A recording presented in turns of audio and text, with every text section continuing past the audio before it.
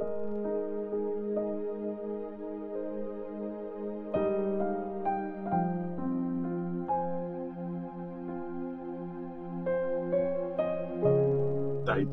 chapter 1. Dear Titus, sana okay lang ang lagay mo at na-experience mo ang sobrang kabaitan ng Diyos Ama at ni Christ Jesus na tagapagligtas natin. Para na kitang totoong anak sa iisang faith na meron tayo. Galing ito kay Paul, nagsuserve sa Diyos at apostol ni Jesus Christ. Pinili ako at pinadala para palakasin ang faith ng mga taong pinili ng Diyos at palawakin ang katotohanang alam nila tungkol sa pagiging makadiyos at bigyan sila ng pag-asa sa buhay na walang hanggan. Pinangako ng Diyos ang buhay na ito simula pa nung una at kahit kailan hindi nagsisinungaling ang Diyos. Sa tamang panahon, pinakita niya ito gamit ang mensahe niya at pinagkatiwalaan akong i-preach ito sa utos ng Diyos na tagapagligtas natin.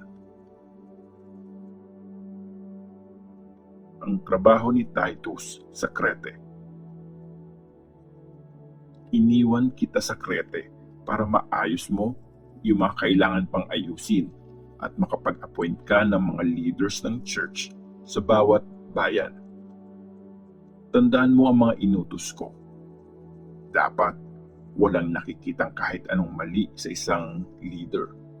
At dapat isa lang ang asawa niya. Dapat naniniwala rin kay Christ ang mga anak niya. Kilala silang may self-control at masunurin. Ang church leader ang in charge sa mga trabaho para sa Diyos. Kaya dapat wala talagang maipipintas sa kanya. Di dapat siya mayabang o magagalitin. Hindi lasenggo o bayolente o mukhang pera. Dapat pinapatuloy niya ang ibang tao sa bahay niya at gusto niya kung ano ang mabuti. Dapat mahinahon siya, gumagawa ng tama, may kabanalan at may kontrol sa sarili. Dapat naniniwala talaga siya sa totoong mensaheng natutunan niya para maturo niya ito sa iba at mapakita niyang mali ang mga kontra dito. Marami kasing matitigas ang ulo at nanloloko kung ano-anong sinasabi nila, lalo na yung ibang galing sa religion ng mga Jews. Huwag na dapat silang pagsalitain kasi ginugulo nila ang mga pamilya sa mga tinuturo nila na di naman dapat para lang kumita sila ng pera.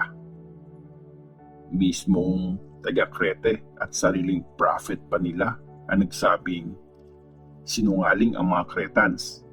Asal hayop sila, tamad at patay gutom. Totoo yan. Kaya nga, prangkahin mo sila para malaman nila kung ano ang totoong faith at huwag na silang maniwala sa mga alamat ng mga Jews o sa mga utos na galing sa mga taong nagre-reject sa katotohanan. Para sa mga malinis ang isip, malinis ang lahat ng bagay. Pero para sa mga marurumi ang isip at di naniniwala, walang malinis kasi marumi ang isip at konsensya nila. Sinasabi nilang kilala nila ang Diyos, pero di yun nakikita sa actions nila.